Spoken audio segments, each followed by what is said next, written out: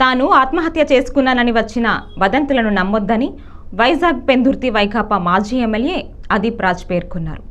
కుటుంబ కలహాల నేపథ్యంలో తాను ఆత్మహత్య చేసుకున్నట్లు వచ్చిన ఊహాగానాలపై అదీప్ రాజ్ స్పందించారు.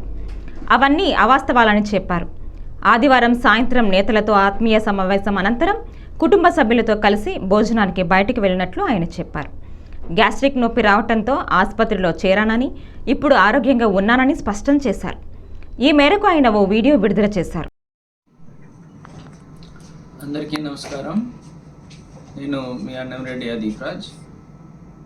అయితే ఈరోజు ఎంత స్పీడ్గా పుకార్లు వాళ్ళంతా కూడా హల్చల్ చేస్తున్నాయో మనందరం కూడా చూస్తున్నాం.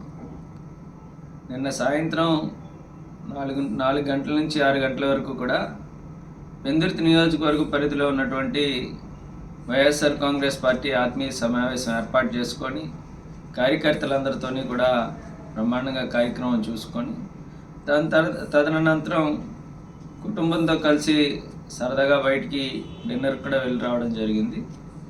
అయితే కొంచెం అనీజీగా అనిపించి, గ్యాస్ట్రిక్కా లేదంటే ఫుడ్ పాయిజన్ అయిందా అనుకుంటే తెలియదు కానీ చిన్న అనీజీగా అనిపించి తెల్లవారుజామున సుమారుగా 2:30-3 గంటలకు నేను హాస్పిటల్కి వెళ్ళడం, అప్పుడు 6 గంటలకల్లా నేను డిశ్చార్జ్ అయిపోయి బయటికి రావడం కూడా జరిగింది. ఏమీ లేనటువంటి విషయాన్ని ఇవాళ ఏదేదో జరిగిపోయినటువంటి విధంగా దాన్ని ఎంతో పెద్ద విషయంగా ఇవాళ మీడియాలో కానీ సోషల్ మీడియాలో కానీ ప్రచారం చేస్తున్నారు. ఇవన్నీ కూడా అవాస్తవం. నేను క్షేమంగా హ్యాపీగా ఇవాళ మా ఇంటికి వచ్చి ఆల్రెడీ రిలాక్స్డ్గా నేను ఉన్నాను. మా కుటుంబ సభ్యులందరితో కూడా బాబుని ఇప్పుడే సిల్వర్ ఓక్ స్కూల్లో కూడా బాబుని కూడా జాయిన్ చేయడం, ఇవాళే జాయిన్ చేయడం కూడా జరిగింది. అంతా హ్యాపీగా ఉంది. ఎవరు ఎటువంటి సందేహాలు, ఇటువంటి వార్తలు వీటిని కూడా నమ్మకూడదని చెప్పి మరీ కోరుకుంటూ ప్రజలందరూ దీవెనలు ఆశీస్సులతో మరింతగా పార్టీని బలోపేతం చేయడానికి మళ్ళీ ఏదైతే మనం అనుకున్న స్కెడ్యూల్ ప్రకారం కార్యక్రమాలన్నీ కూడా సవ్యంగానే జరుగుతాయి. రేపు ఎల్లుండి నుంచి మళ్ళీ అందరికీ కూడా అందుబాటులో కూడా ఉంటాను.